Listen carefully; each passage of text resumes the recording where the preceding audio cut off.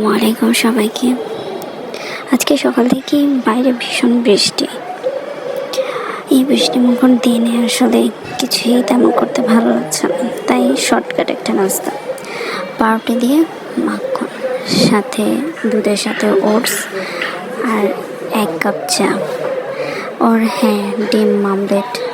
আমার কাছে এরকম করে ঝাল দিয়ে চিলি ফ্লেক্স দিয়ে ডিম খেতে ভীষণ ভালো লাগে। 1 কাপ গরম গরম চা হলে আর জীবনে কি লাগে। জীবন বড়ই অদ্ভুত। জীবনে যাকে বেশি প্রায়োরিটি দেবেন, স্বার্থ শেষ হয়ে গেলে সেই মানুষগুলি জীবন থেকে চলে যাবে। তাই জীবনে একা বাঁচাই শ্রেয়, কারোর উপরে নির্ভর থাকা ঠিক না। যাক, দুপুরবেলা বৃষ্টি যেহেতু পড়ছে, তাই ভুনা খিচুড়ি রান্না করব। ভুনা খিচুড়ি আমি এভাবে রান্না করি।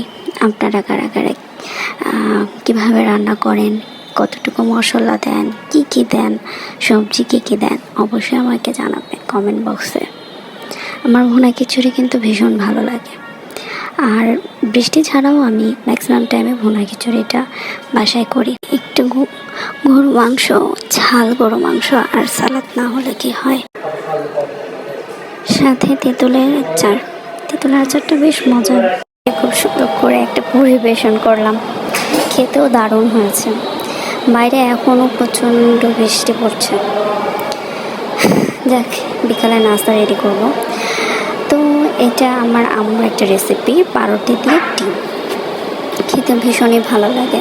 পাউরুটিকে আমার আম্মু এভাবে পিস পিস করে দেন ডিমের সাথে একটু চিনি মিক্স করে তারপর ডিম দিয়ে এটা তেলে ছেড়ে দিলে খুব মজা লাগে। এটা আপনারা অবশ্যই বাসায় ট্রাই করবেন, ট্রাই করে দেখবেন। এটা রেসিপিটা খুব দারুণ, মানে খেতেও ভালো লাগে। এটা বাচ্চাদের জন্য খুব ভালো।